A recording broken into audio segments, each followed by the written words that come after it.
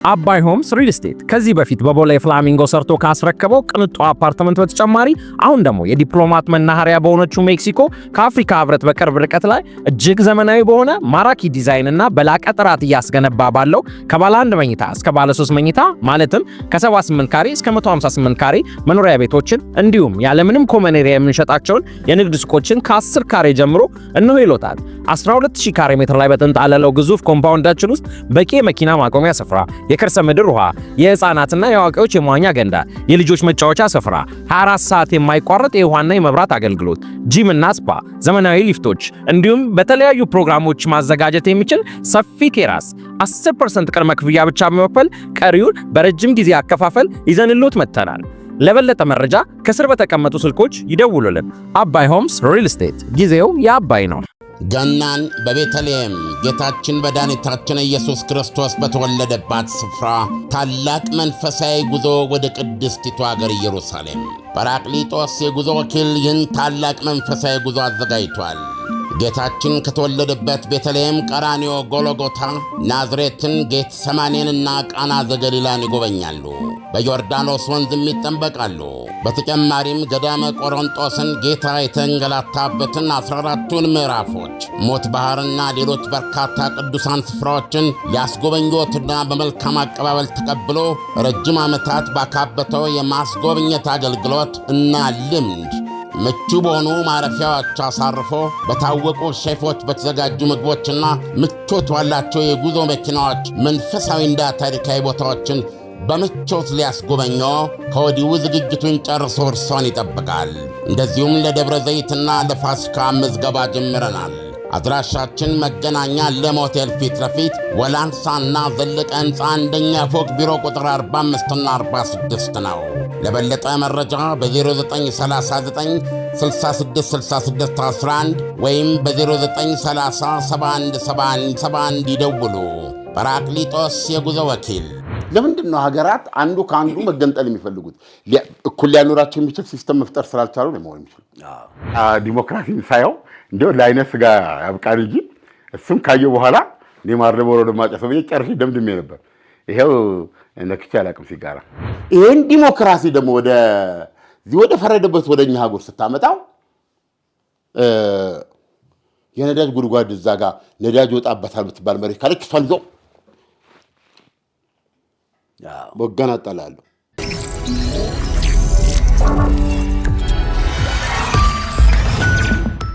ይህ ከዓለምነህ እንስማ ፕሮግራማችን ነው።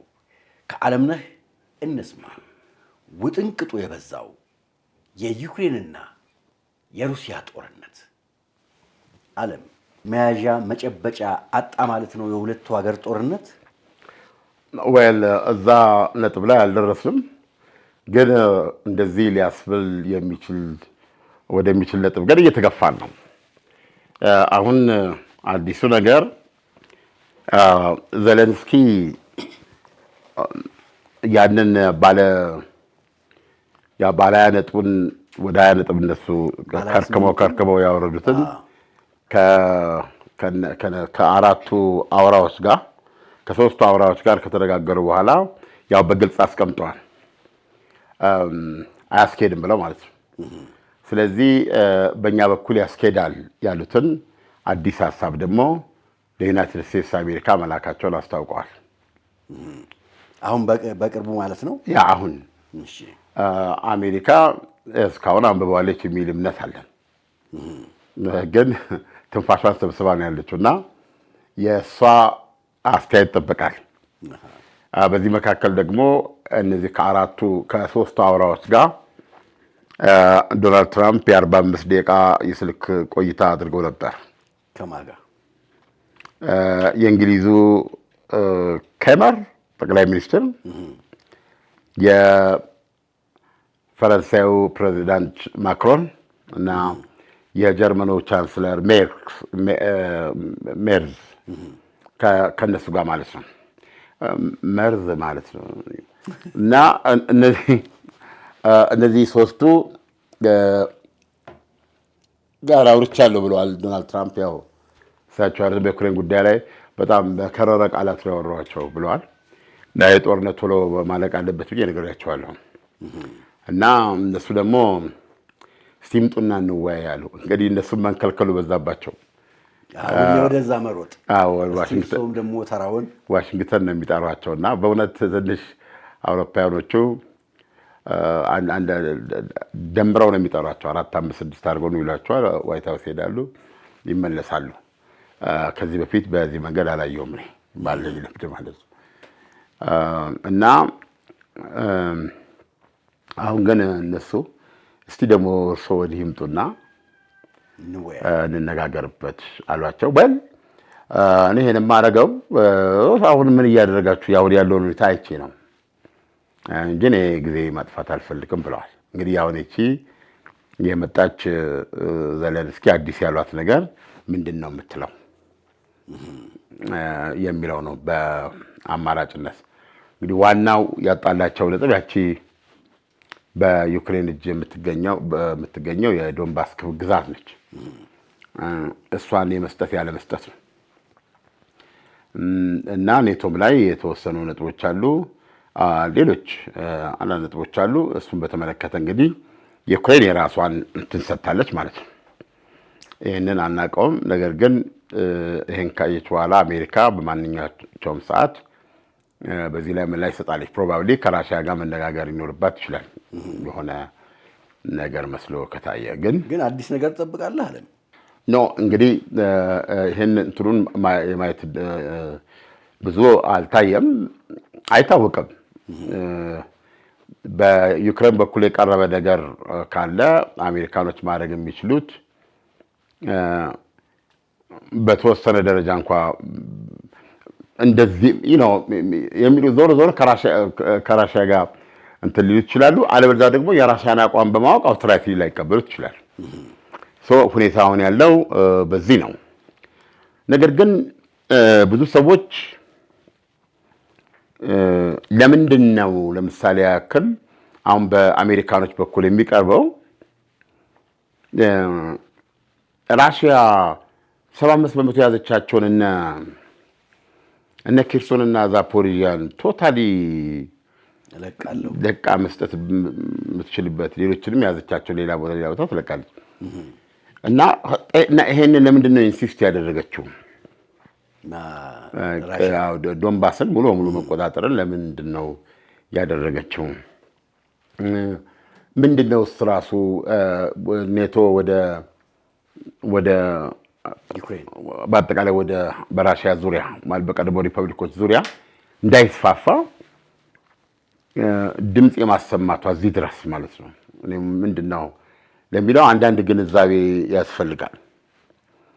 እና ምዕራባውያን ሊያቀርቡት እንደሚሞክሩት ዶናልድ ትራምፕ ማነው ቭላዲሚር ፑቲን እኔ የሶቪየት ህብረት አስመላሽ አይደለሁም ይላሉ። የሶቪየት ህብረትን ለመመለስ የሚሞክር ሰው የሚፈልግ ሰው እጅል ነው ብለው ነው የራሳቸው የተናገሩት።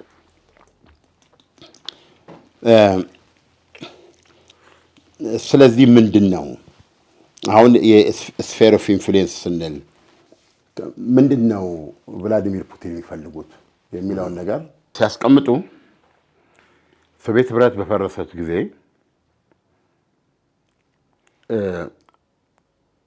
የሺህ ዓመት ታሪክ አድርገው ነው የሚያቀርቡት ፑቲን። በእነዚህ ሪፐብሊኮች ውስጥ ሁሉ ኢትኒክ ማለት ራሽያውያን አሉ። ስለዚህ አሁን ሶቪየት ህብረት ስትፈርስ በዛን ወቅት ማለት ነው 25 ሚሊዮን ራሽያውያን ሀገር አልባ ሆኑ። ወደ ዩክሬን ተጠቃለሉ ማለት ነው። ለምን ዩክሬን ብቻ? ጆርጂያ በለው ቦልቲኮች 15 ሪፐብሊኮች አሉ። አሁን ኦሎፍ የሳደን ሶቪየት ህብረት ፈረሰ አሉና በቦታቸው በታሪካቸው የሚኖሩ 25 ሚሊዮን ራሽያውያን ከሀገር ውጭ አገኙ ራሳቸው። ራሽያ ፌዴሬሽን ተብሎ ራሽያችን የሚል ወጣ ማለት ነው። እነዛ ራሽያን ሆነው ቤዚካሊ ዩክሬንን ራሽያ ነው የሚሉት እንዳለ ዩክሬን እንዳለ የሁለቱም የራሽያና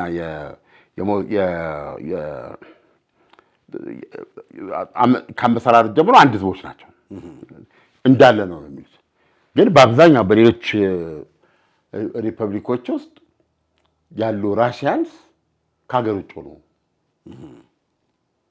እና ይሄ ነው ትልቁ ትራጀዲው 25 ሚሊዮን እና ስለዚህ ምን መደረግ አለበት? እነዚህ 25 ሚሊዮን ምን አይነት ኤግዚስተንስ ነው የሚኖራቸው? ምን አይነት ህልውና ነው የሚኖራቸው? እነዛ ራሳቸውን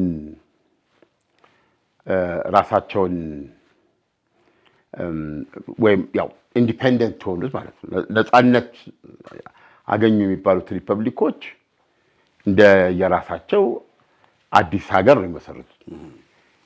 ሲመሰርቱ እነዚህ ሩሲያውያንን ከቤት ውጭ በትኖ የተሆነው ያ የሶቪየት ህብረት መፍረስ ማለት። ስለዚህ አሁን እኔ ምንድነው የማደርገው ነው የሚሉት እነዚህ ትራጀዲ የሚያደርገው የሃያኛው ክፍለ ዘመን ትራጀዲ የሚያደርገው ይሄ ነው የሚሉት። ስለዚህ ራሽያ ከራሽያውያኑ ጋር ግን የግድ በመሰረተ ልማት በማንኛውም መንገድ እንትን መገናኘት አለ። አዎ ወጥቶ መፈጠር አለበት። አየህ የትም ባለቤት የሌለው ህዝብ መሆን የለበትም። የአውሮፓ ህብረትን ብንወስደው ከቦታ ወደ ቦታ እንደልባቸው መንቀሳቀስ ይችላሉ። ከጣሊያን ተነስቶ ጀርመን፣ ከጀርመን ተነስቶ እንግሊዝ የመስራትም መብት አላቸው። ስለዚህ ራሽያውያን ቢያንስ ይሄ መንገድ ሊኖራቸው ይገባል። ይሄ ከዛ የበለጠ ነው። ይሄ ራሳቸውን የቻሉ የተለያዩ ሀገሮች ህብረት ነው። ወራዝ እነዚህ ሩሲያውያን በቭላዲሚር ፑቲን አነጋገር በአገራቸው ነው ሲኖሩ የነበሩት። it is their home አገራቸው ነው መሬታቸው ሲኖሩ የነበሩበት በዛን ጊዜ ማለት ነው። አሁን ሶቪየት ህብረት ፈርሶ እዚህ ጋር ራሽያ የሚል ሀገር ስትመሰረት ራሽያ ፌዴሬሽን አለ አይደል? እዚህ ራሽያ ፌዴሬሽን አለ። ዜን ዩክሬን ውስጥ ያለውን ራሽያዊ ዋሪዮ ኦር ደግሞ እንዳደረጉት ይደረጋል። ጆርጂያ ላይ እንደዛ፣ ካዛክስታን ላይ እንደዛ፣ እዛ ላይ እንደዛ በቃ ከሀገር ውጭ የሆነ ነው ያደረገው የሶቪየት ህብረት መፍረስ። ስለዚህ ይሄንን እንትን ማድረግ አለብኝ፣ ማስተሳሰር አለብኝ። ያ የሶቪየት ህብረት መፍረስ እንዲዋልል ከሀገር ውጭ እንዲዋልል ተንከራታች ያደረገውን ህዝብ ጋር እንደ ራሽያ እንትን ማድረግ አለብኝ። ምንድነው ያው መሆን አለበት። የደም ስር ግንኙነት መፈጠር አለበት። ህልውናውን እንዲኖር በሚኖረው እዛ ቦታ ሀገር ህልውናው ተጠብቆ መኖር አለበት ነው። ሶቪየት ህብረትን እየገነባው አይደለም። ከሞስኮ የሚታዘዝ የሳተላይት ሀገራት ህብር እንትን እየፈጠርኩ አይደለም። ገብቷል። ነገር ግን ያ በነዛ ሪፐብሊኮች ውስጥ የነበረ 25 ሚሊዮን ሩሲያዊ ይሄን የምናወራውን ከዛሬ ስንት ዓመት በፊት ነው? በ1983 ነው። ምን በፈረንጅ 91 ነው። አሁን ያ ቁጥር 50 ሚሊዮን 70 ሚሊዮን ዋቴቨር ይደርስ ይችላል። እና የሶቪየት ባለ ኖቤዲ ኬርድ ለማን ነው ለዚህ ለራሽያው እና ቤዚካሊ ሶቪየት ህብረትን በማጥፋት ራሽያን ያጠፉት፣ ራሽያዊነትን ያጠፉት። በሺህ ዓመታት ውስጥ የተረጋገጠ ህልውና ያለውን ራሽያዊነትን ያጠፉት በእነዚህ እንትኖች ውስጥ። ስለዚህ ከዚህ ብላድ ላይን መፍጠር አለብን። አሁን ይሄ ለማስረዳት ለምሳሌ ወደ ዩክሬን እንሂድ። አሁን ለምሳሌ ዩክሬን ደቡብ ድንበርተኛ ነች፣ በደቡብ በኩል የምትገኘች ነው። በራሽያና በዩክሬን መካከል ልዩነት አየውም። ፑቲን አንድ ህዝብ ነው ብለው ነው የሚያምኑት። እንዴት ዩክሬናን የራሳቸውን ቋንቋ አላቸው። አሁን በዚህ በሰላም ድርድሩ ላይ አንዱ ነገር ምንድን ነው? በዛች ሀገር በተለይ እንግዲህ ቢያንስ ከዛም በፊት ሊሆን ይችላል። ቢያንስ ግን ይሄ ሶቪየት ህብረት የምትለው ከተመሰረተበት ሌኒን እንትን ካለው 22 ምናምን ዓመተ ምህረት ጀምሮ ራሽያ ቋንቋ ነው የሚነገረው ያለው ማለት ነው። አሁን አክቹዋሊ ከዩክሬን ነፃነት ጋር ከዩክሬን ነፃ መውጣት ጋር ራሽያኖች ተሳደዱ ነው። የነሱን ጥቅም ማስከበር አልተቻለም ነው። ስለዚህ አሁን በዩክሬን በኩል አይተ እንደሆነ ሁሉ ነገር እየቀየሩት ነው ያሉት። ሁሉን ነገር ኤኒቲንግ በተለይ ከሶቪየት ህብረት ጋር ተያይዞ ራሽያን የሆነ ነገር በሙሉ እያጠፉ ነው ያሉት። የቀን አቆጣጠር ሳይቀር ማለት ኤቭሪቲንግ ከሃይማኖቱን ጭምር ገብተዋል። እኛ አሁን ከነሱ ጋር ይገናኛሉ። ኦርቶዶክሶች ስለሆኑ ምንድነው የክርስቶስ ልደት እንደዚህ ይገናኛል፣ ገና ምናምን። አሁን እሱን ሁሉ ቀይረው ከአውሮፓውያን ጋር ነው የዩክሬን ያደረጉት። አሁን እዛ ዩክሬን ውስጥ በከፍተኛ ደረጃ ያለው እዛ ነው ደግሞ ያለው ራሽያዊ እጣ ፈንታው ህልውና አደጋ ላይ ወደቀ ማለት ነው። ስለዚህ የእሱን ህልውና ማስቀጠል ነው። አሁን ዩክሬን ውስጥ የሶቪየት ህብረት መፍረስ የራሽያዊን ህልውና ለምንድን ነው የሚነካው ነው? ራሽያዊ በቦታው ነው ያለው። ስለዚህ በዛች ሀገር ውስጥ የፖለቲካውም የስልጣኑም የማንኛውም ነገር ተቋዳሽ ሆኖ ነው መኖር የሚችለው። አሁን ተቆርጦ ከሀገር ውጭ ስለሆነ የዛ መፍረስ እሱን ምንድን ነው የሚባለው ከሀገር ውጭ የሚኖር አድርጎታል። ለምን እዚህ ሩሲያ ፌዴሬሽን ተብሎ እዚህ ጋር ተቀምጧል። ገባ አንተ ይህ ስለሆነ ያ መመለስ አለበት። ራሽያኛ ቋንቋ ወደ ነበረበት መመለስ አለበት። የሀገሪቱ ሊንጓ ፍራንካ እንትን ነው አንደበት ነው የሀገሪቱ። እሱ መመለስ አለበት። የፖለቲካ ወይም የዲሞክራሲ መብታቸው መረጋገጥ አለበት። የሚዲያቸው የመጻፍ በነፃነት የማሰብ የመደራጀት ፓርቲ አቋቁሞ መወዳደር ማንኛውም የሚኖር ያ መብታቸውን ተነስቶባቸዋል። ብዙዎቹን አግዶባቸዋል። እነዚህ ሁሉ መመለስ አለባቸው እና ከሞስኮ ጋር ሰላማዊ ግንኙነት በዩክሬንና በራሽያ መካከል ወይም በሞስኮና በኪየቭ መካከል ሰላማዊ ዲፕሎማሲ መመለስ አለበት ነው እና የአውሮፓ ህብረት አባል መሆን የለባትም ነው በራሽያ በኩል ያለው። ግን ከባድ ነው ዓለም እንደ ራሽያ ለምሳሌ እንደ ራሽያ ስትወስደው እኔ ከዛ አቅጣጫ ስትመለከተው ልክ ነው። ምክንያቱም እነዚህ የሩሲያኛ ቋንቋ ተናጋሪዎች ናቸው። ሩሲያ ስትገነባ የእያንዳንዱ ሰው አሻራው አለ፣ እምነቱ አለ፣ ባህሉ አለ፣ ቋንቋው አለ።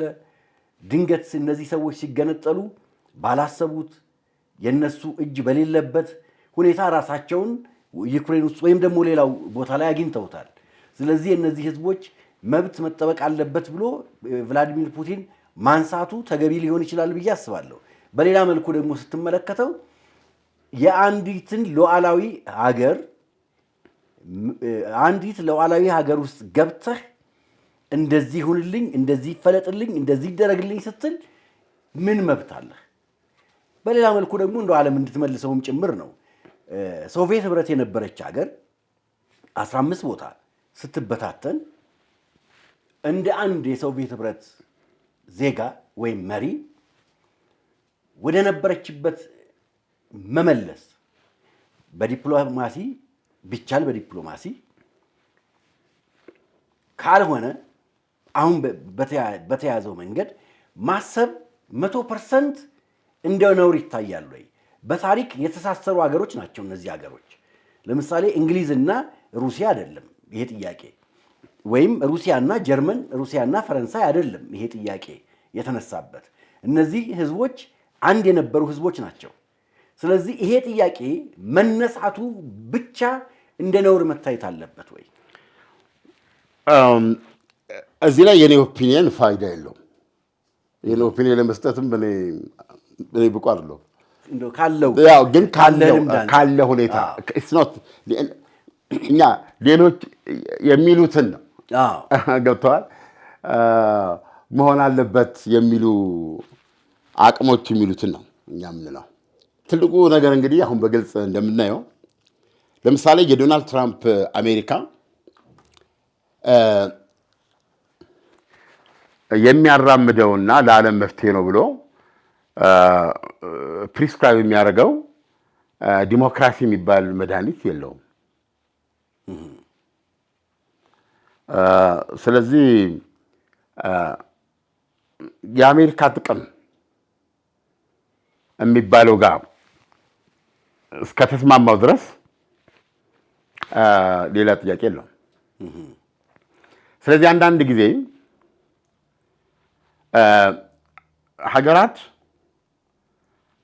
ታሪክ እንዳደረሳቸው ሆነው በራሳቸው ውስጥ የሚመቻቸውን የሚያስፈልጋቸውን ለውጥ እያደረጉ የጋራ ታሪካቸውን ፎርጅ አድርገው መቀጠል ይችላሉ። ነገር ግን ሁል ጊዜ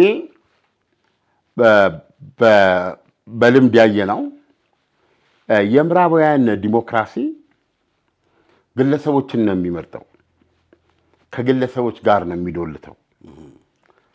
ከዛ በኋላ በእነሱ መነጽር ብዙ ነገሮችን ወደ ችግር ይለውጡታል እና ብዙም ሳይቆይ እንደምንምና እንደማንም የኖረ ህዝብ አንዱ በሌላው ጉሮሮ ላይ ሲወጣና አንተ ሲል ታያለህ። ትልቁ ጥያቄ መነሳት ያለበት ለምንድን ነው ዲሞክራሲ? ኦልሞስት እንግዲህ በእኛ እድሜያችንን ጨረስን። አሁን ብዙ የለንም እኮ ለ50 ዓመት ቢኖር ነው ካሁን በኋላ ካነሰ እሱ ነው እና ብዙ ሄደናል። በዚህ ጊዜ ውስጥ አሁን በእኛ እድሜ ስናየው አሜሪካ የሚባል ሀገር መበታተን የሚሉት ብድር ይባለው ይሄ ራስን መቻ ለምሳሌ ለምንድን ነው ሀገሮች መገንጠል የሚፈልጉት? ለምንድን ነው ሀገራት አንዱ ከአንዱ መገንጠል የሚፈልጉት? እኩል ሊያኖራቸው የሚችል ሲስተም መፍጠር ስላልቻሉ ነው መሆን የሚችል። ያ ደግሞ አንዳንድ ጊዜ የእንትንም ችግር ተደርጎ መታየት አለበት። ፖለቲሻንስ ሊኖሩ ይገባል። ፊውቸር ኦሪየንትድ የሆኑ እንትን መሆን አለበት። ሲስተም እነዚህ መፍጠር አለበት። እነዚህን መፍጠር ካልቻልክ ትፈረካከሳለህ። ዝም ብሎ አይወጣም። አንዳንድ ጊዜ እኮ ግራ የሚገባኝ ነገር አለ። ትልቅ ነገር እኮ ብዙ ህዝብ ሆነ ትልቅ ሀገር ሆነ መኖር ለመቀጠል ትልቅ ነገር ነው። እንደዚህ ለማድረግ ትልቅ የሆነ በጣም የተሻለ ፖለቲካ ያለ ትልቅ ህዝብ መሆን አለበት አይደል? መፈረካከስ ብሎ የሚያቅተው ገብቷል። ምንድን ነው የሚያደርገው? በሁሉም ምንድነው በየቦታው ድግስ በቃ በዛ በአጠቃላይ ሲታይ ሁሉም መከራ ውስጥ ያለ ሊሆን ይችላል። በጣም በየጊዜው የወደቀ ያለ ነገር ሊሆን ይችላል። ግን ለጊዜው ይሄኛው ተሰብሮ ሲወጣ አንድ ትልቅ ድል እንደተገኘ እንደዚህ ነው የሚሆነው። አሁን ለምሳሌ ደካማ ራሽያ ብትኖር ኖሮ ይሄ ሁሉ ዝግብ የለም አይደለም? ይሄ የለም እና የአውሮፓ ዲሞክራሲ አሜሪካንን ዘላለማዊ ዲሞክራሲ ሲያደርግ ዘላለማዊ አንድነት ሲያደርግ ለምሳሌ ለእኔ የመገንጠል ጥያቄ ካመጣ ራስን የመሆን ካመጣ እኔ የአሜሪካ 50 ግዛቶች አንድ ላይ መሆናቸው እኔ ብዙ አይገባኝም። ለምሳሌ የኒውዮርክ ኢኮኖሚ የቴክሳስ ኢኮኖሚ ይለዋል አለ ያን ያህል ኢኮኖሚ ካላቸው እንዴ ራሳቸው ባንዲራ የማያምራቸው አንድ መቱባ ያውቅ አይደለም። ከነሱ መሀል አንድ ደግሞ ፕሬዚዳንት ይወጣል ማለት ነው። መገንጠል ካለባቸው አንዱ የኢኮኖሚ አቅም አለ። እዛ ጋር ግን ይሄ የለም። ወራዝ ይሄን ዲሞክራሲ ደግሞ ወደ ፈረደበት ወደኛ ሀገር ስታመጣው የነዳጅ ጉድጓድ እዛ ጋር ነዳጅ ወጣበታል ብትባል መሬት ካለች እሷን ይዞ በገናጠላለሁ ነው የሚለው። ቴሪብል ከዛ 2 ሊትር እኮ ነው ያላት። በጣም ነው የሚያሳዝነው። በቃ እንዲሁ ምንድን ለምን ልጆችን ትምህርት ቤት ልካለሁ ነው የምትለው አለ እንዴ? እነ ቴክስ አሁን ራሽያን ሲያናንቋት ምንድን ነው የሚሉት? ማን አሁን የኔቶ ዋና ጸሐፊ አለ? የኔቶ ዋና ጸሐፊ ሩት ነው ማን ይማል? ራሽያ ኒውክሊየር የታጠቀች ቴክሳስ ማለት ይቻላል። እስ ናቲንግ ኤልስ እና ከቴክሳስ የምትሻለው ኒውክሊየር ስላላት ማለት። ይህም ሆኖ ኔዘርላንድና እንትና ቤልጂክ ያላቸውን ኢኮኖሚ ይጣው የነሱን ኢኮኖሚ አትበልጥም። አሁን ይህን ፒክቸር የሚሰጥህ በአውሮፓ ውስጥ ነው። በአውሮፓ ህብረት ውስጥ 27 ናቸው መሰለኝ። አውሮፓ ህብረትን እንኳን ከራሽያ ጋር ለማወዳደር አልፈልግም። ሁለቱን አድርጎ እንድን ያደረገው በዚህ ደረጃ ነው የሚያዩት። ቴክሳስ ይሄን ያህል ከሆነች ኒውክሌሩ ምኑንም ለማድረግ የኢኮኖሚው አቅም አላት ማለት ነው። ቴክሳስ ለምን አትገነጠልም? በትልቁ አሜሪካ ውስጥ ደግሞ ያላት ክብርና ሞገስ ይጨምራል፣ ጥቅሟም ይጨምራል። የጥቅሟም መሰረት ይሄ ነው። የሰዎች ግን የሰፋ ነገር ትልቁ ነገር ምንድን ነው? ሀዲድ ነው እነሱ ጋር። እኔ እኮ ግራ የሚገባኝ ውጭ ሀገር የሚሄዱ ሰዎች ይህን ለምን አየውም ነው። ሲስተም ነው። እንኳን እዛ ላለኸው ቀርቶ ገና ከ50 ከ60 ዓመት በኋላ ምን ያህል ስደተኛ ይመጣል፣ ቢመጣ እንዴት አድርጎ ነው ኢኮኖሚ የሚሸከመው?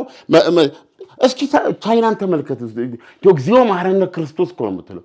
እስኪ ቻይናን ተመልከት። እንዲህ አይነት ከተማ ካንጉዙ፣ ሽንጉዙ፣ ችምቢንዚ አይተዋል ከተማውን። መላእክት ወርደው ነው ወይ የሰሩት እየረዷቸው? በሰው ጉልበት የተሰራ ነው ወይ ወይስ እንዲሁ ዝም ብሎ ከሰማይ ተሰርቶ ነው እግዚአብሔር ያወረደላቸው? ቻይና መሄድ አልፈልግም። በዚህ ካለ የሚገባኝ ነገር ስለሌለ ማመን ነው ምን አንድ ትል ማለት ነው። ዩአር ነቲንግ በቃ እንዴት ጃንት ሆነ ማሽን ነው ያ ነው የሰው ብሬን እንደዚህ ነው ማሰብ። 1 ቢሊዮን 300 ሚሊዮን የሚሆን እንዲህ አይነት እያየ እዚህ ጋር እንዲህ አይነት እያየ ምንድነው የተረመስ ሰው ምንድነው ጉድ ስትል የለም በአንድ አይኔ እያየ በሁለትና በሶስት ይሄን ነው የዘረ ስትል በዚህ ይዞት ይራል ባቡሩ በዛ ይዞት ገብቷል። ሌላው ነገር ይሄ ነው ብሬን። እንደዚህ ነው የምታስበው። ስለዚህ በሰፊ ሀገር ላይ በሰፊ እንትኑ ተጠቃሚ ነው እያንዳንዱ። የለም እኮ በዓለም ላይ በእውነት የቻይና ምችም እኔ በእድሜ ምንም አንም ስማ በእድሜ እግዚአብሔር ታምር አሳይቶኛል እንኳን እድሜ ለእንትን አንድ ቀን ደግሞ ሄደህ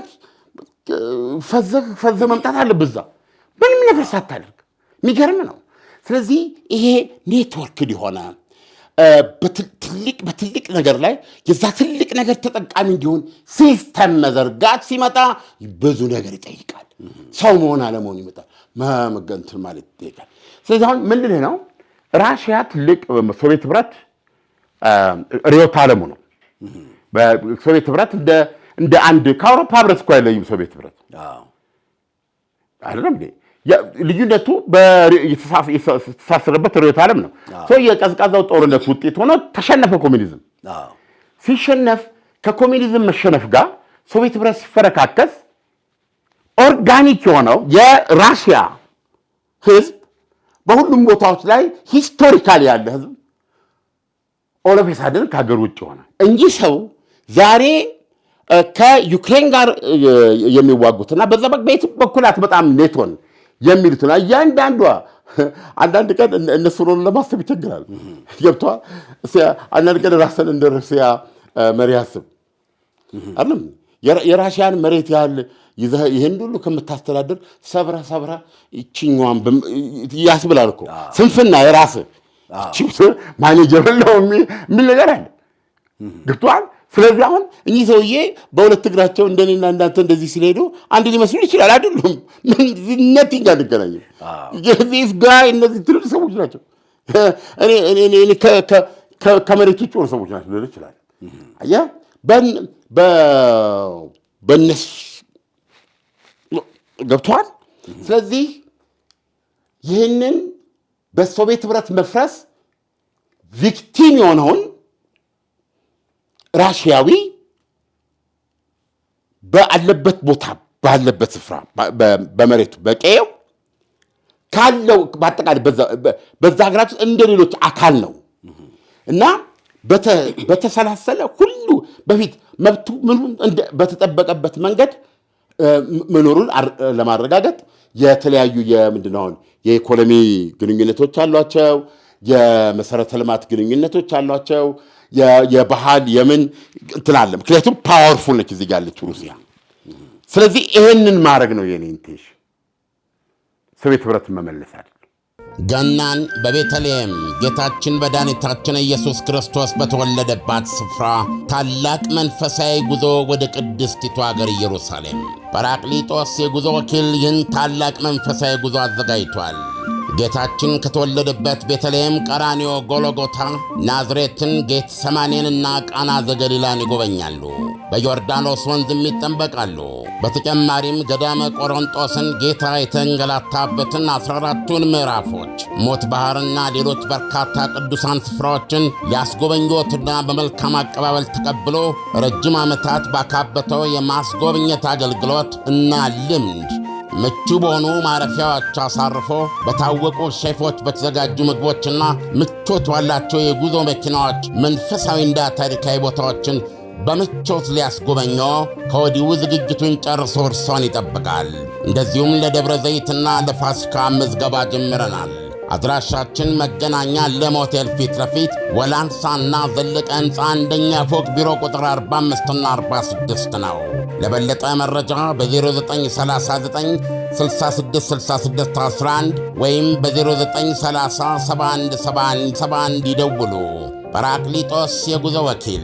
አባይ ሆምስ ሪል ስቴት ከዚህ በፊት በቦሌ ፍላሚንጎ ሰርቶ ካስረከበው ቅንጡ አፓርትመንት በተጨማሪ አሁን ደግሞ የዲፕሎማት መናኸሪያ በሆነችው ሜክሲኮ ከአፍሪካ ህብረት በቅርብ ርቀት ላይ እጅግ ዘመናዊ በሆነ ማራኪ ዲዛይን እና በላቀ ጥራት እያስገነባ ባለው ከባለ 1 መኝታ እስከ ባለ 3 መኝታ ማለትም ከ78 ካሬ እስከ 158 ካሬ መኖሪያ ቤቶችን እንዲሁም ያለምንም ኮመን ኤሪያ የምንሸጣቸውን የንግድ ሱቆችን ከ10 ካሬ ጀምሮ እነሆ ይሎታል። 12000 ካሬ ሜትር ላይ በተንጣለለው ግዙፍ ኮምፓውንዳችን ውስጥ በቂ መኪና ማቆሚያ ስፍራ፣ የከርሰ ምድር ውሃ፣ የህፃናትና የአዋቂዎች የመዋኛ ገንዳ፣ የልጆች መጫወቻ ስፍራ፣ 24 ሰዓት የማይቋረጥ የውሃና የመብራት አገልግሎት፣ ጂም እና ስፓ፣ ዘመናዊ ሊፍቶች እንዲሁም በተለያዩ ፕሮግራሞች ማዘጋጀት የሚችል ሰፊ ቴራስ 10% ቅድመ ክፍያ ብቻ በመክፈል ቀሪውን በረጅም ጊዜ አከፋፈል ይዘንሎት መጥተናል። ለበለጠ መረጃ ከስር በተቀመጡ ስልኮች ይደውሉልን። አባይ ሆምስ ሪል ስቴት፣ ጊዜው የአባይ ነው።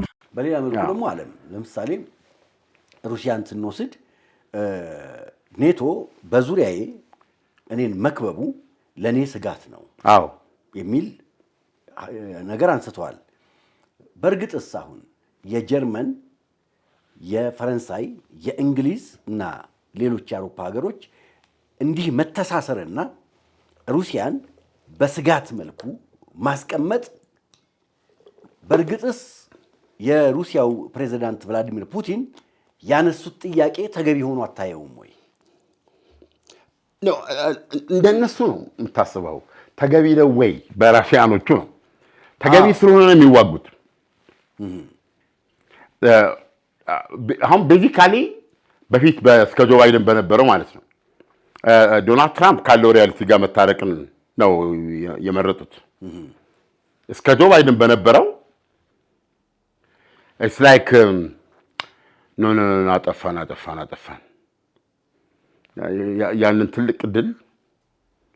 ያንን ትልቅ ድል በደንብ አልተጠቀምንበትም። አየህ፣ ተዘናጋን። ራሽያ ላይ ተዘናጋን።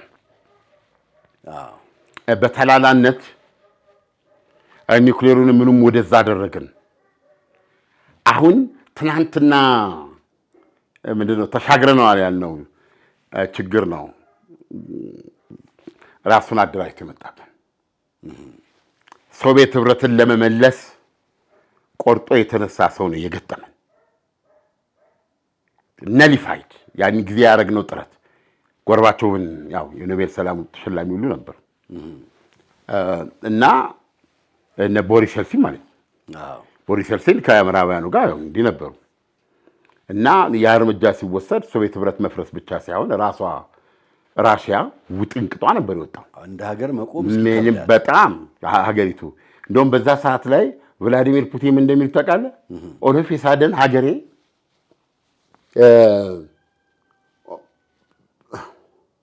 እንደው ከቶ ውስጥ ትነሳ ይሆን ተመልሳ የሚያስብል ውድቀት ውስጥ ገብታ ስለነበረች አሉ እኔ ብዙ ጊዜ ማውራት አልፈልግም ማታ ማታ እየተለበስኩ ታክሲ ነዳ ነበር አሉ። ታክሲ ሾፌር ማለት ነው። ታክሲ አገሰት ነበር እንግዲህ አንድ ላዳ ትኖራቸዋለች። ምክንያቱም እዚህ ድረስ ነበረች ሀገሪቱ ማለት ነው። አያ እንትናቸው ከዛ በኋላ በቃ ለራስ ጣፍንታ ነው የሚተው። ከዛ በኋላ የእንትኑን የሚያዙልህ እንደዚህ አድርግ እንትኑን ኢንፍሌሽኑን ለማድረግ እንደዚህ አድርግ ይሄኛውን ሽጠው ምናምን ወደሚል ነው ምራው ፕሪስክ ነው የሚያደርጉልህ። ስለዚህ እንደዛ እየሆነች ስለዚህ ያን ጊዜ ነው ምንድነው ያለው ይሄ አንድ ቲያትር የሚሰራ ልጅ አለማየሁ ታደሰ አንድ ድራማ ነበራቸው ሁሌ ማስታወቂያው ደስ የሚለኝ አንድ እንትን አንድ በቴሌቪዥን የሚያስተዋውቁት ነበር ንጉስ አርማ ነው። ንጉስ አርማ ዘለህ ትሩን ትቀበታለህ ዘለ ምን ነው የመርከቡን ትቀበጣለህ ይላል። እንደዛ የሚልበት ፓርት አለ እና እንዴት አድርገው እንደሆነ የታሪክ አጋጣሚ ይሁን የራሳቸው የቭላዲሚር ፑቲን ጥበብ ይሁን አይታወቅም። ቤዚካሊ ራሽያን ሶቪየት ህብረትን ያጠፉ ሰው ናቸው ቦሪስ ኤልሲን እና ሶቪየት ራሷም ራሽያ ያሳቸው ነበር የምትመስለው እንዲህ ሰከራ እንዲህ የምትል ነበረች። እኔ በአስፔክት እኚህ ሰውዬ ጀማማች ነበረ ግን እኚህ ስትሬንጅሊ እኚህ ሰው ናቸው ገብቷል። አሁን እኮ የሚገርመው እኚህ ሰው ናቸው እሱን ያመጡት ማለት ማታ ማታ ታክሲ የሚነዳው ነው። እሱት ታክሲ ጉዳይ ብቻ ሳይሆን ከዛ በፊትማ በጣም ጠንካራ ታሪክ ያለው ሰው አምጥተው እርፉን አስጠበጡት ለሱ። እኔ ያ ስቲል ብዙ ጽሑፍ አንብቤያለሁ አላረካኝም ገብቷል። ይሄ እንትላል በጣም የተለየ እኔ ስለ ቦሪስ ኤልሲን ነው ማንበብ ፈልገው። እኔ ያ ውሳኔ በነሲብ የተወሰደ አይመስለኝም። እኔ ሩሲያ የሆነው ሞቱ ነው የምለው በእውነት ገብቶሃል። ይህን ነገርማ ከይን ያዘው ብለው ነው ሄዱት። ሂ ሴቭድ ራሽያ ብዬ ማስበው በዛ ውሳኔያቸው እና ሰክረው እንደ ሰካራም ሲያንገዳገዱበትን ጊዜ ሁሉ ይቅር ስላቸዋል አባባሌ ገብቷል። እንደዚህ ደመላሹን በማምጣታቸው ያንን ሰው በይፋም ይታወቃል።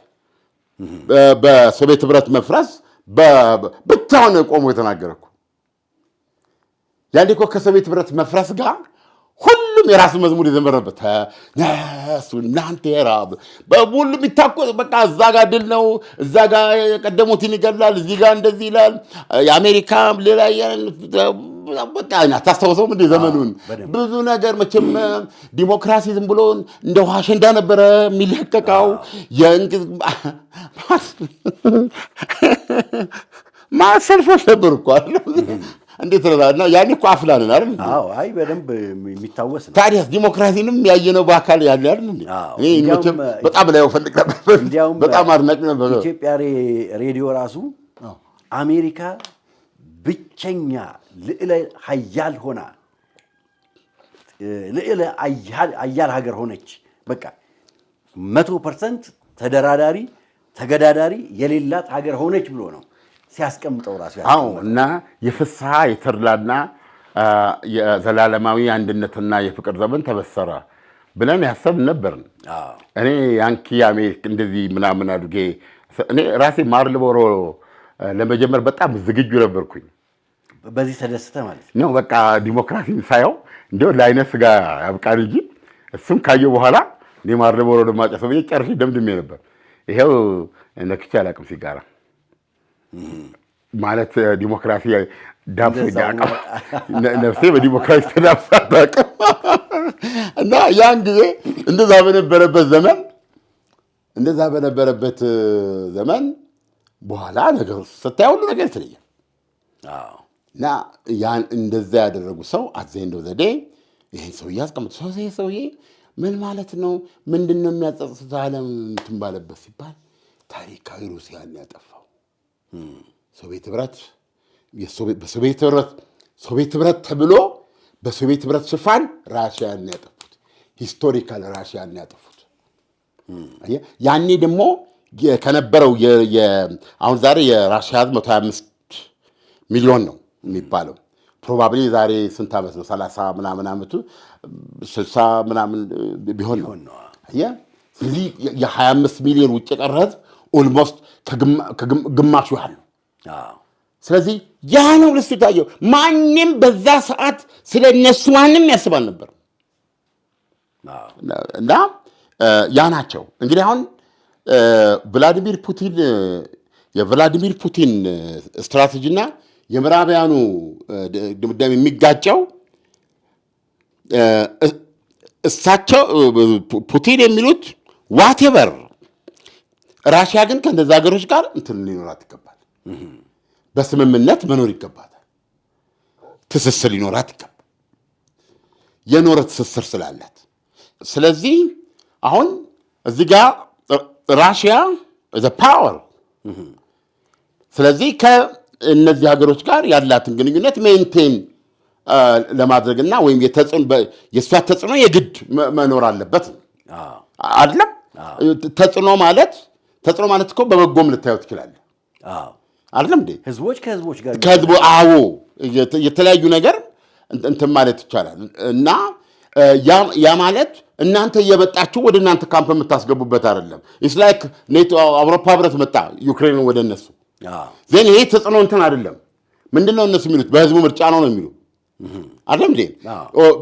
በህዝቡ ምርጫ ከሆነ በፊት የነበሩት ሰውዬ በዩክሬናውያን ነበር የተመረጡ አይደለም? ደጋፊ ሩሲያ የሆኑት በኋላ ለነሳቸው ሸሽተው ሞስኮ የገቡት ገብተዋል።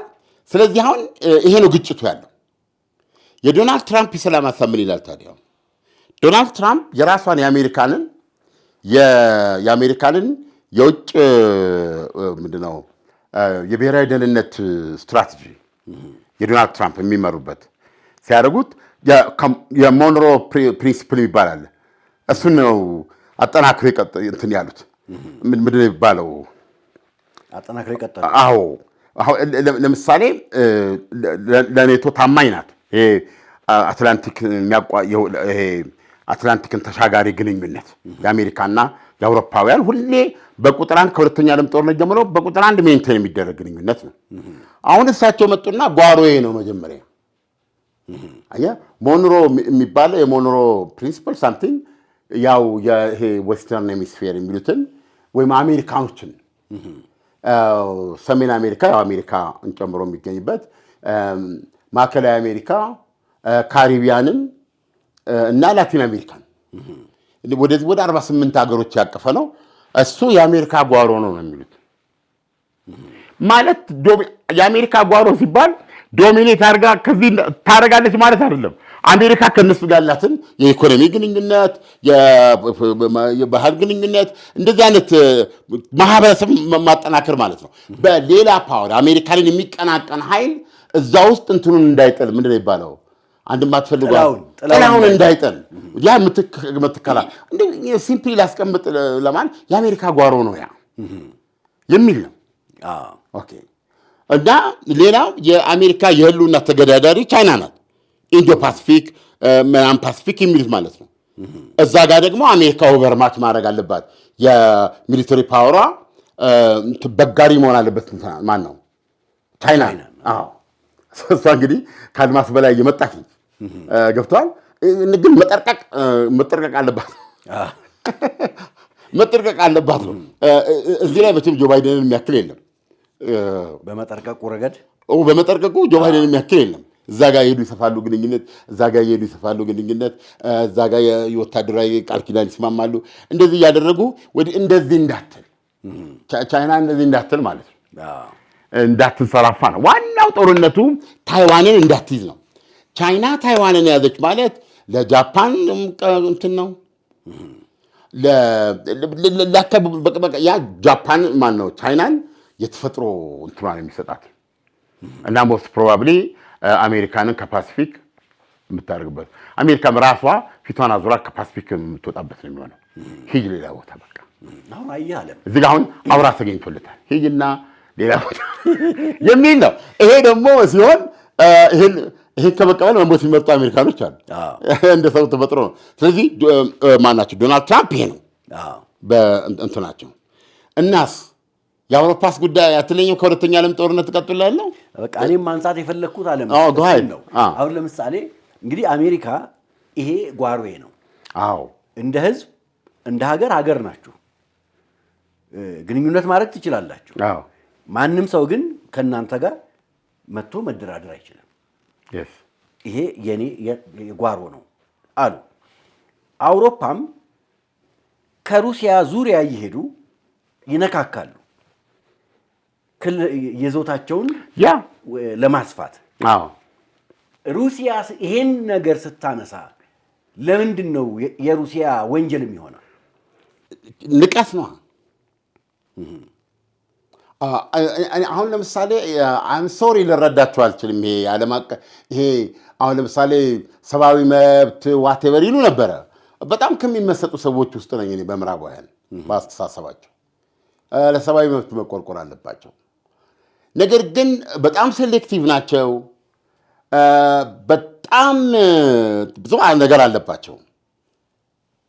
አሁን የኔቶ ዋና ጸሐፊው የተናገረው ነገር እና መጨረሻ ላይ አሁን ቭላዲሚር ፑቲን ኦኬ አውሮፓ ከኛ ጋር ጦርነት ትፈልጋላችሁ፣ ዩ ዌልካም፣ እኛ ዝግጁ ነን፣ አሁን እንደዚህ አይነት ዓለም ውስጥ ነው፣ እኛ ዝግጁ ነን፣ አሁን በቃ አምጡት የሚል ነው አይደለም።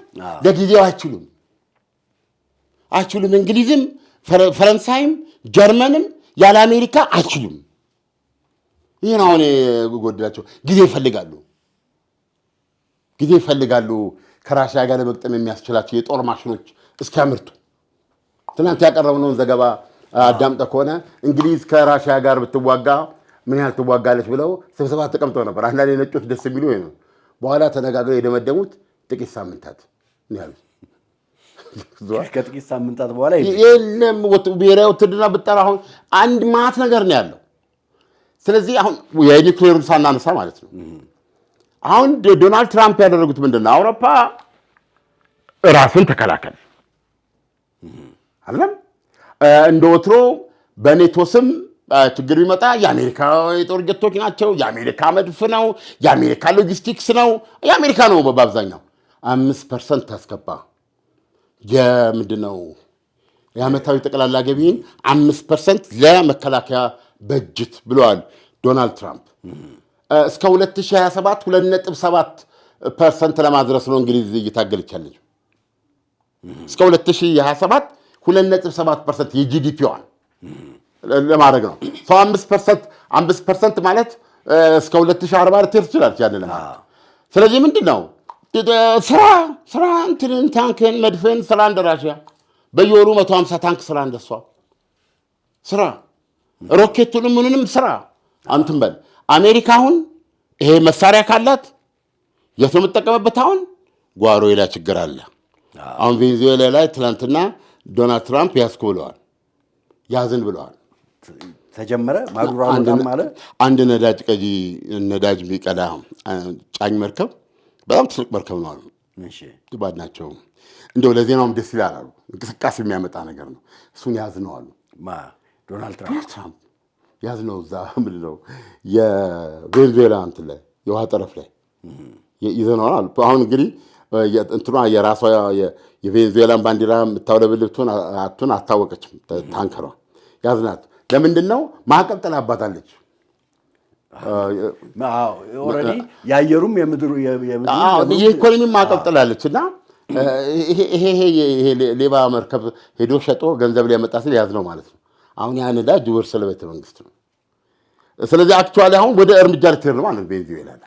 ስለዚህ ጦርም ካለኝ የምንጠቀምበት ቦታ አለ እዛ እናንተ ጋር ሳይሆን እዚህ የሚል እንደዚህ ካስቀመጧቸው በኋላ ሁለተኛም ግንኙነታችን በዚህ ሁኔታ የሚቀጥልበት ሁኔታ የአውሮፓና የአሜሪካ የሚቀጥልበት ሁኔታ በጣም ጥያቄ ውስጥ ነው ያለው። የወጣው እንትን ይህንን የሚያሳየው እንደ ኦልሞስት አሁን ካሉት የአውሮፓ መሪዎች ጋር እንደ ባላንጣ አይነት ነገር ነው። እናንተ ዲሞክራሲ ያላችሁ የቀኝ ክንፍ ኃይሎችን ትጨቁናላችሁ፣ የህዝቡን የተገለጸ ስሜት እንትን ትላላችሁ። ለምሳሌ ፈረንሳይ ሀገር ላይ ቀኝ አክራሪው ላፔን ምናምን በምርጫ አሸንፎ ነበር። ግንባር በመፍጠር ህብረት በመፍጠር ያ ፓርቲ ያለውን በሁለተኛው ዙር ያ ፓርቲ እንትኑን እንዳይደግም በግሩፕ በመቀናጀት አንዱ ሌላው ድምፅ በመስጠት እንዲወድቅ አድርገውታል። ይሄ ዲሞክራሲያዊ አይደለም ነው የሚሉት። ዋናው አውሮፓ ጸረ ስደተኛ አቋም እንድታራምድ ይፈልጋሉ፣ ልክ እንደ አሜሪካ እና ይሄ ዌስተርን ሲቪላይዜሽን የሚባለውን አጠንክራ መያዝ አለባት። ልክ አሜሪካውን እያደረገችው ምንድን ነው? ህገወጥ ያለቻቸውን ታባራለች። አሁን ከዛም አልፎ ዶናልድ ትራምፕ እየተናገሩ ያሉት ምንድን ነው? ለአሜሪካ ምንም ፋይዳ የሌለው ሰው ዜግነትን ቢኖረው ገፈፍ ያባረረዋሉ አይደለም።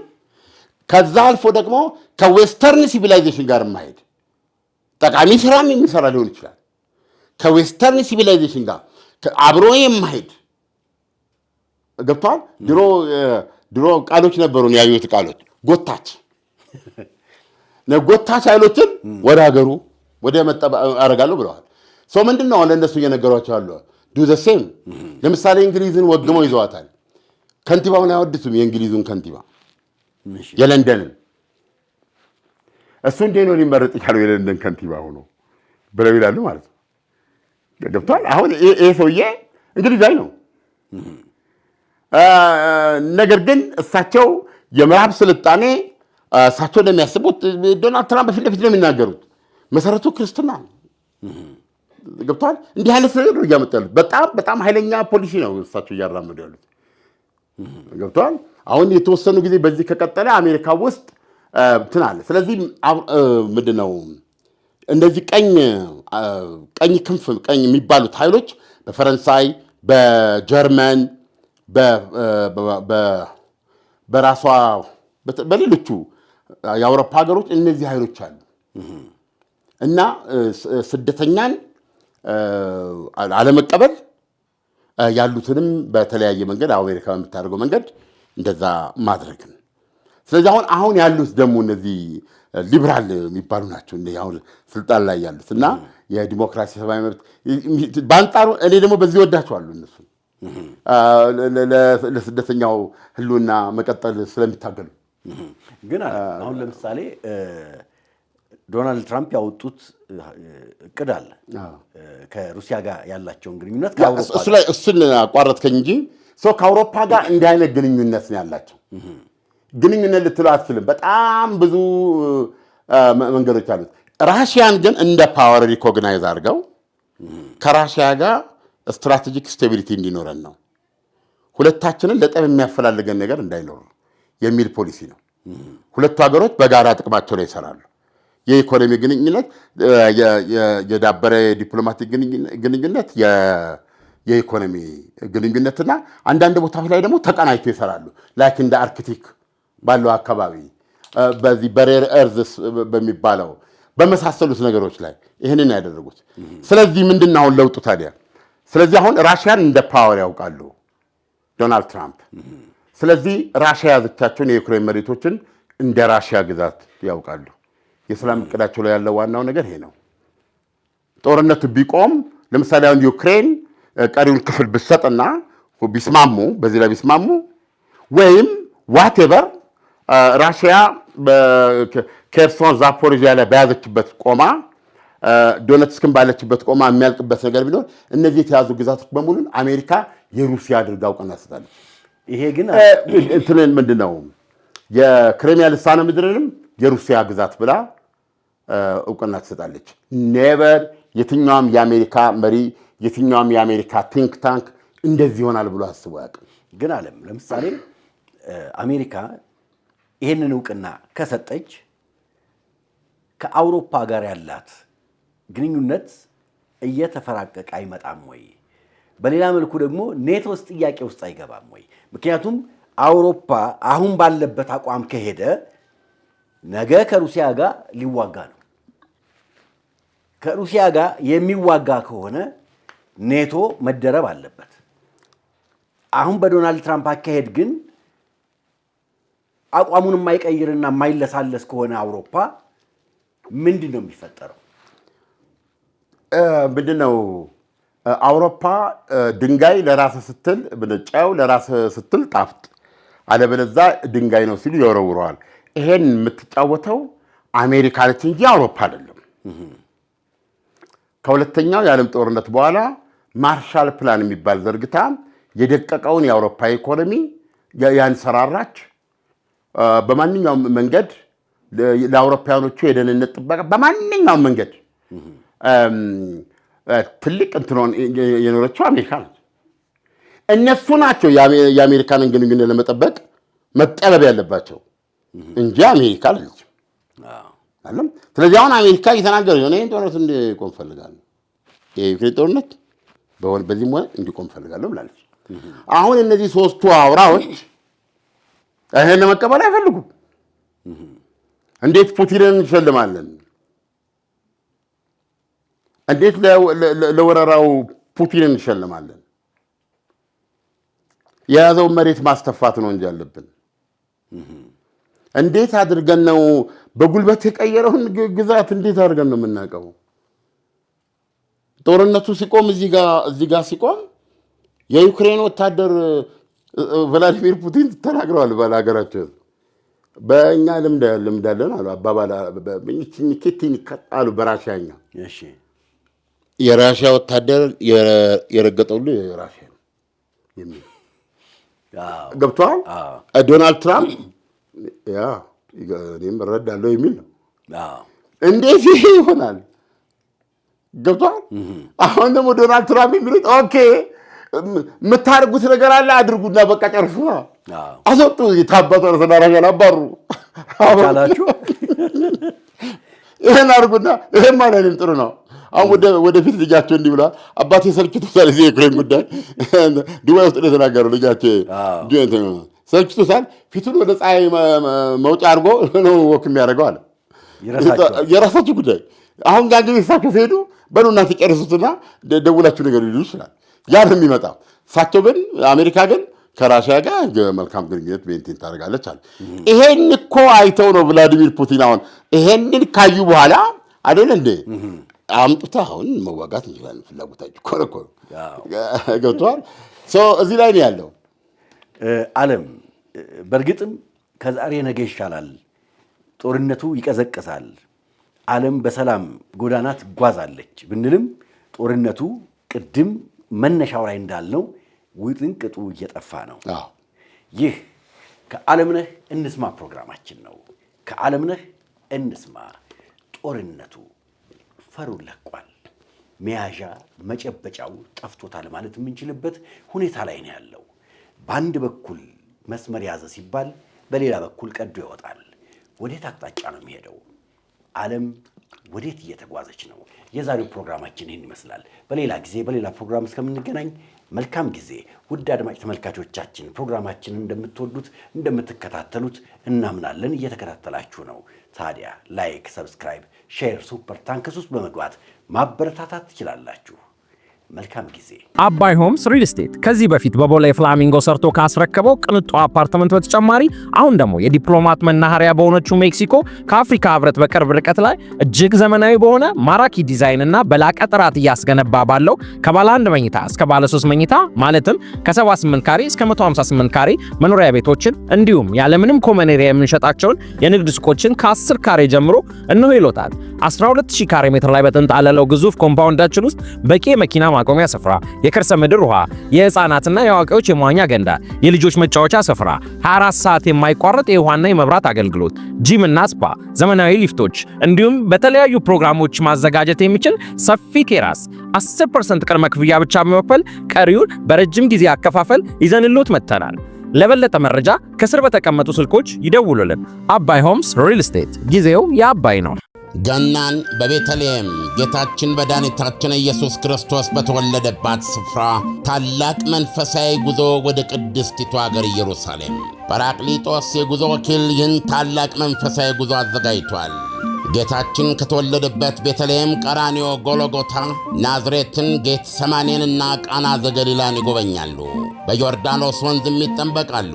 በተጨማሪም ገዳመ ቆሮንጦስን ጌታ የተንገላታበትን 14ቱን ምዕራፎች፣ ሞት ባሕርና ሌሎች በርካታ ቅዱሳን ስፍራዎችን ሊያስጎበኞትና በመልካም አቀባበል ተቀብሎ ረጅም ዓመታት ባካበተው የማስጎብኘት አገልግሎት እና ልምድ ምቹ በሆኑ ማረፊያዎች አሳርፎ በታወቁ ሼፎች በተዘጋጁ ምግቦችና ምቾት ባላቸው የጉዞ መኪናዎች መንፈሳዊና ታሪካዊ ቦታዎችን በምቾት ሊያስጎበኞ ከወዲሁ ዝግጅቱን ጨርሶ እርሶን ይጠብቃል።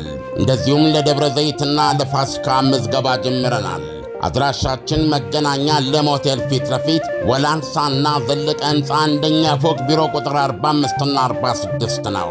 ለበለጠ መረጃ በ0939 666611 ወይም በ0930 717171 ይደውሉ። ጰራቅሊጦስ የጉዞ ወኪል